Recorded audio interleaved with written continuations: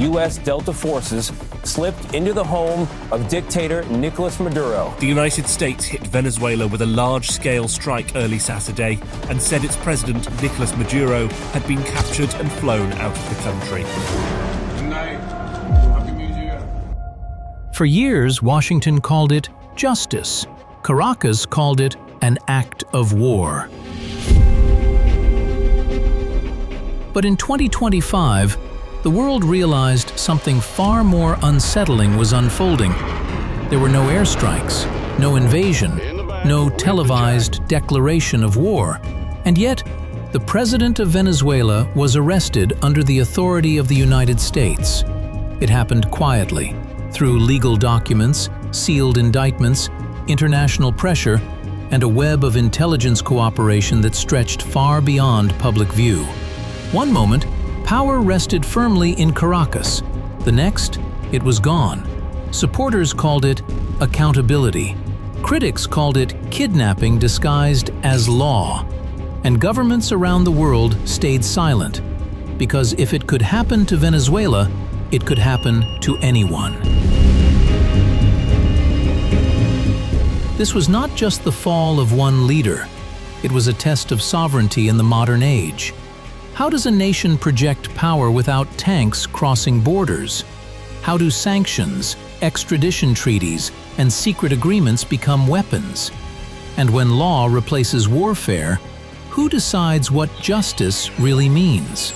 Behind closed doors, decisions were made that reshaped Latin America overnight. Intelligence agencies moved faster than armies. Diplomacy became leverage, and legality became the most powerful tool of all. The arrest raised a dangerous question the world could not ignore. If a president can be taken down without a single shot fired, then what does power look like now? This is the story of how the United States moved against Venezuela, and what that moment revealed about the future of global control. Thank you very much. This is big stuff, and we appreciate you being here. Late last night and early today, at my direction, the United States Armed Forces conducted an extraordinary military operation in the capital of Venezuela. Venezuela's capital city has been jolted awake in the dead of night. The United States possesses the largest and most technologically advanced naval force in human history. So why, in 2025, did that force begin assembling near the coast of a single South American nation? The official explanation was simple: counter-narcotics. Washington claimed the operation targeted drug smuggling routes across the Caribbean. But the scale of deployment told a different story. Guided missile destroyers, surveillance aircraft, and nuclear-powered submarines moved into position. Amphibious assault ships carrying thousands of Marines operated nearby. Stealth fighters conducted patrols from regional bases. This was not a routine interdiction. To many defense analysts, it looked like pre-positioning. Sending warships capable of launching hundreds of cruise missiles to chase speedboats raised an obvious question. Was this really about drugs? Or was something else unfolding beneath the surface? To answer that, history matters. Venezuela was once one of Latin America's wealthiest nations. Oil revenues funded schools, hospitals, highways, and a sense of national ambition. But dependence on oil also created fragility. When prices collapsed, so did stability. Economic chaos opened the door for Hugo Chavez, a former soldier who promised a new political order. High oil prices initially shielded the experiment. Poverty declined. Popular support surged. But power centralized. Institutions weakened. Investment vanished. By the time Chavez died, Venezuela's future was bound almost entirely to oil and loyalty. His successor inherited a system already cracking. Sanctions intensified isolation. mismanagement accelerated collapse. Hyperinflation erased savings. Infrastructure failed. Millions fled the country. As relations with the West froze, Venezuela turned east. Russia supplied weapons and diplomatic backing. China invested heavily in oil and infrastructure. Iran provided fuel, technology, and military cooperation. Cuba offered intelligence, counterintelligence, and internal security support. Gradually, Venezuela transformed from a failed state into something more concerning to Washington, a geopolitical outpost for America's rivals. From the perspective of U.S. strategists, this was no longer a humanitarian crisis. It was a strategic risk, sitting just a few hundred miles from American shores.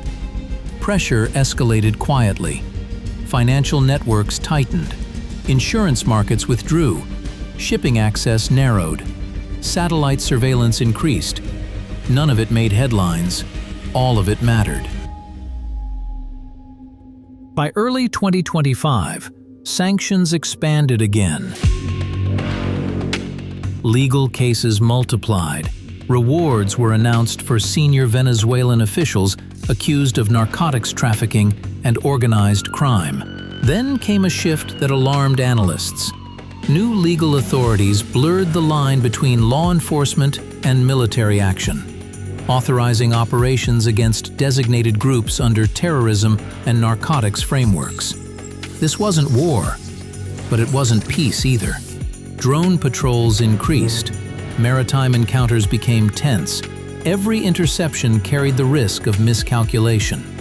One incident changed everything. An American drone strike destroyed a vessel departing Venezuelan waters.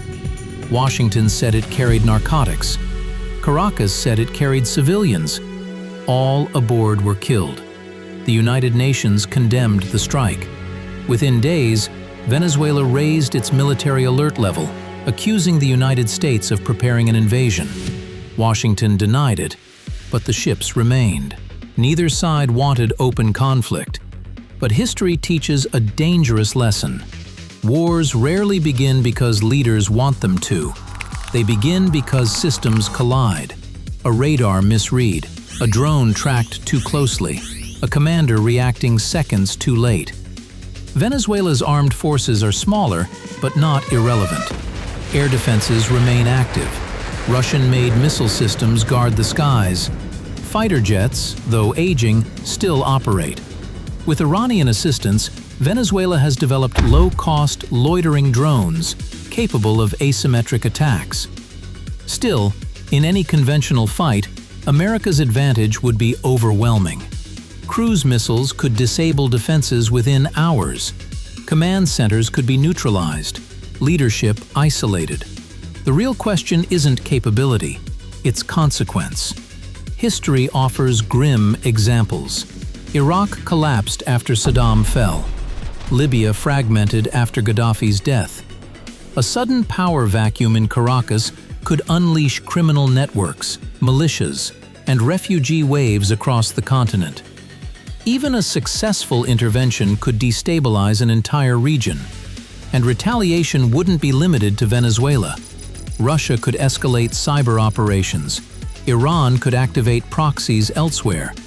China could exploit distraction in the Pacific. This is why most analysts believe Washington's strategy isn't invasion, but pressure. Containment without occupation. Deterrence without declaration. Control without responsibility. Some go further. They argue Venezuela isn't the target, but the message. A demonstration that sovereignty can be challenged without invasion. That courts can replace armies. That law can be weaponized across borders. A warning to any state drifting too close to rival powers.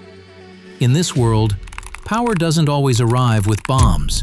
Sometimes it arrives with paperwork. For ordinary Venezuelans, these theories offer little comfort. Daily life remains defined by scarcity, surveillance, and uncertainty. The presence of foreign warships brings both hope and fear. Fishermen report restricted waters. Flights reroute. Markets react to rumors before facts. Diplomacy survives, but barely. Regional mediators urge restraint. Washington insists no decision for force has been made. Caracas keeps its forces mobilized, perhaps more for symbolism than readiness. And this is the most dangerous phase of all. Because once forces are deployed, control begins to slip. In 1989, an arrest mission in Panama became a full invasion overnight. In 2020, a drone strike nearly ignited a regional war. Wars today don't begin with declarations. They begin with momentum. In the coming days, analysts will watch for signals. Increased drone flights, emergency alerts, satellite repositioning, diplomatic evacuations. If none appear, this buildup may remain deterrence. If they do, the Western Hemisphere could face its most serious confrontation in generations. The United States can stop small boats. That was never in doubt. What it cannot easily stop are the political, economic, and human aftershocks of another war. And for Venezuela, even survival may come at a cost. Deeper isolation, greater dependence on foreign patrons, and diminished autonomy. In the modern world, wars don't start with speeches. They start with data, with decisions made in silence, with seconds ticking down. For now, the fleets wait, the world watches, and the Caribbean holds its breath. Whatever happens next will not only shape Venezuela, it will define how power works in the 21st century.